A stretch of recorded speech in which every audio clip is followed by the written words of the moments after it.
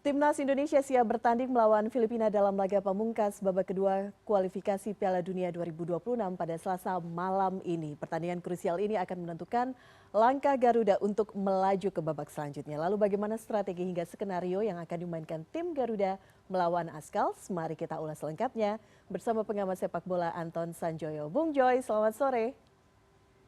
Selamat sore, Elvira. Oke, Bung Joy, semangat menjelang pertandingan malam nanti. Tapi sementara itu, apa catatan Anda mengenai persiapan timnas Indonesia melawan Filipina? Karena sebelumnya kita tahu ya, kalah melawan Irak. Ya, di atas kertas sih Indonesia di atas Filipina ya, kualitasnya maupun cara bermainnya. Tapi yang harus diingat, Filipina ini udah nggak bakal melaju kemana-mana. Jadi mereka akan bermain lepas, nothing tulus. Nah, ini yang jadi persoalan bagi Indonesia karena ketika melawan Irak, kelihatan betul mereka tertekan dalam arti tekanan harus menang itu begitu besar, sehingga kemudian meskipun dominasi di babak pertama dipegang oleh Indonesia, ada sekitar 20 touch di kotak penalti oleh Indonesia di kotak penalti Irak, tidak ada satupun gol yang tercipta. Ada 3 shot on target, 2 diantaranya sangat lemah. Jadi memang catatan saya, Indonesia bisa mendominasi tapi tidak bisa cetak gol. Di luar sebenarnya memang pertahanan Irak sangat ketat. Pertahanan Filipina tidak seketat Irak, tetapi memang membutuhkan sebuah finishing touch yang betul-betul tajam dari penyerang-penyerang Indonesia untuk bisa mencetak gol. Kalau tidak kan hasilnya tetap akan mengecewakan kalau tidak bisa cetak gol. Memang Indonesia harus menang. Kalaupun imbang tergantung hasil dari Vietnam, tapi kemenangan di GBK ini memang harus. Karena itu yang akan menjamin langsung Indonesia lolos ke putaran ketiga. Problemnya adalah apakah Indonesia bisa bermain lepas, bermain tanpa beban, menyerang secara frontal, mencetak gol, dan bertahan dengan cukup baik. Saya kira dengan absennya sejumlah pemain tidak ada masalah karena pemain penggantinya misalnya Jordi Amat kan kena kartu merah nggak akan main tapi ada Jai Isdes jadi nggak ada masalah lah. Dan menurut saya dengan sebagian pemain yang sudah sangat berpengalaman Indonesia bisa menekuk Filipina. Oke, Bung Joy, sebagai pertandingan krusial kan dari materi pemain nampaknya bakal ada yang mencolok malam ini. Bisa dipastikan STY akan menurunkan 2 amunisi anyarnya, ada Calvin Verdon dan juga Jay Itzes. Nah, keduanya kan tak bisa diturunkan ya sebelumnya saat melawan Irak. Dengan adanya Verdon dan Itzes ini akankah serangan lebih terbuka lebar?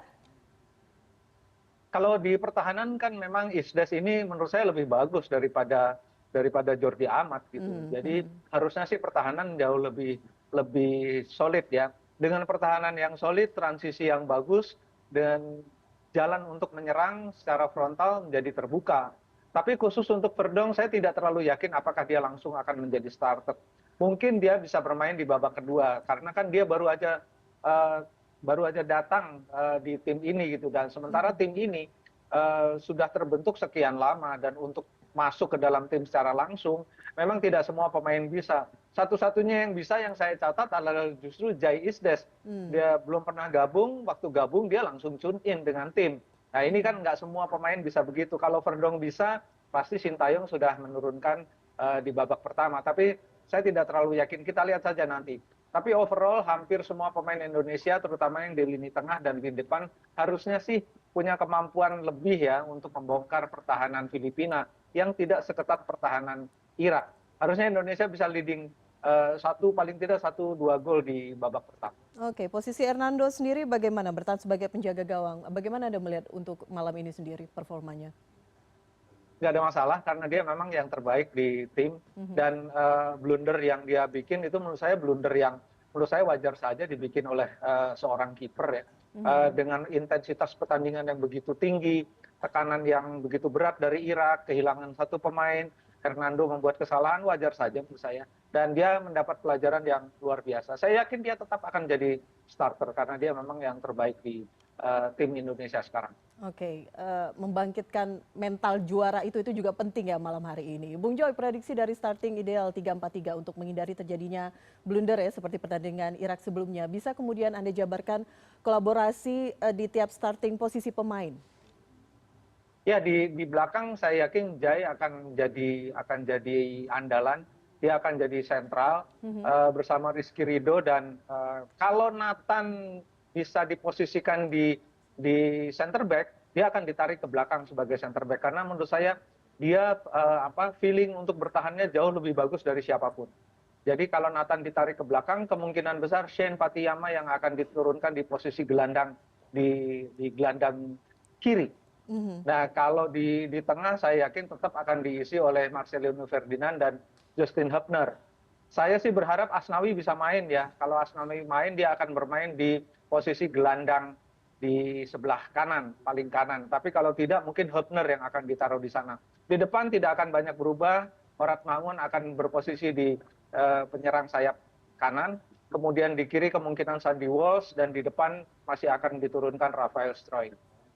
Oke, terakhir Bung Jo, jika dibandingkan dengan Indonesia, akankah formasi yang diterapkan Filipina ini mampu mendominasi permainan melawan Indonesia atau sebaliknya? Kita cukup kuat sebenarnya ya. Filipina waktu melawan Vietnam dia pasang 3-4-2-1 itu formasi diamond yang memang untuk meredam formasi 4-3-3 atau 3-4-3. Jadi dia pakai diamond di tengah 5 pemain dan dia akan bertahan frontal dengan 7 atau 8 pemain. Nah, ini yang harus dipikirkan oleh Sintayong dan saya yakin dia sudah melakukan banyak analisa karena dengan pertahanan yang ketat Indonesia sering kesulitan. Lawan Tanzania pun menurut saya ketika friendly match atau training match memang Indonesia kesulitan betul untuk menembus pertahanan lawan. Melawan Irak apalagi gitu loh. Nah, ini kemungkinan besar sih Filipina akan bermain lebih bertahan kemudian sesekali melakukan serangan balik. Karena mereka punya Moniz di sisi kanan, punya Demechip di sisi kiri itu yang cukup cepat untuk bisa melakukan serangan-serangan cepat lewat umpan jauh. Jadi itu yang harus diwaspadai wingback Indonesia kalau Indonesia kehilangan bola. Tapi overall sih formasi Filipina tidak akan terlalu solid untuk menghadapi 3-4-3-nya Indonesia. Oke, mampukah Garuda menggerus asa Ascalz nanti malam? Kita lihat pertandingan bersama-sama. Bung Joy, terima kasih analisa Anda pada petang hari ini di CNN Indonesia Newsroom. Selamat sore. Sama-sama, terima kasih.